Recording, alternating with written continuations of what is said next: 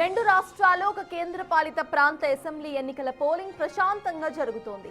ఉదయం నుంచి ఓటర్లు పోలింగ్ కేంద్రాల వద్ద క్యూ కట్టారు. ఉదయం 11 గంటల సమయానికి కేరళలో 33.28% ఓటింగ్ నమోదైంది. 140 అసెంబ్లీ స్థానాలకు ఒకే విడతలో ఓటింగ్ జరుగుతోంది. రాష్ట్ర వ్యాప్తంగా దాదాపు 2,71,00,000 మంది ఓటర్లు తమ ఓటు హక్కును వినియోగించుకోబోతున్నారు. అస్సాంలో పోలింగ్ ప్రారంభమైన 4 గంటల్లో 38.92% మంది ఓటు వేశారు. కేంద్రపాలిత ప్రాంతమైన పుదుచ్చేరిలో కూడా ఉదయం 11 గంటల వరకు 37.06% పోలింగ్ జరిగింది. ఓటింగ్ సందర్భంగా ఎలాంటి అవాంఛనీయ సంఘటనలు చోటు చేసుకోకుండా పటిష్ట బందోబస్తును ఏర్పాటు చేశారు.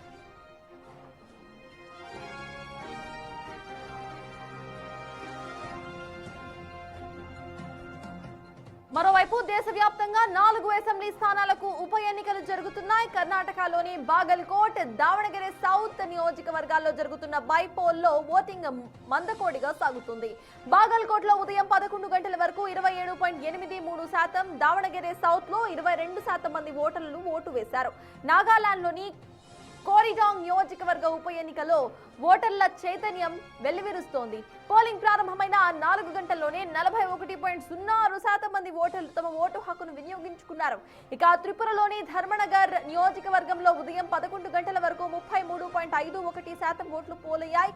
గోవాలోని పోండా నియోజకవర్గానికి ఉప ఎన్నిక జరగాల్సి ఉన్న కోర్టు ఆదేశాల మేరకు ఎన్నికల సంఘం దాన్ని రద్దు చేసింది.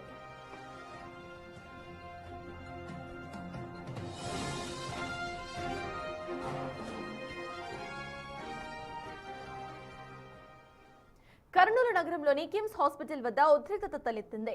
ఓర్వకల్ మండలం ఉప్పలపాడు గ్రామానికి చెందిన వెంకటరమణారెడ్డి హాస్పిటల్ చికిత్స పొందుతూ మృతి చెందారు.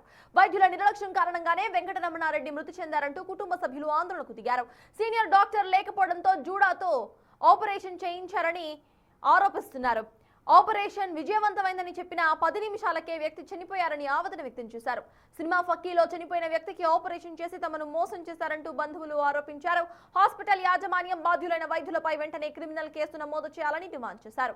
తమకు న్యాయం జరిగేంత వరకు కదిలేది లేదని హాస్పిటల్ ముందు భీష్మించుకుని కూర్చున్నారు వాళ్ళు. దీంతో ఉద్రిక్తత నెలకొంది.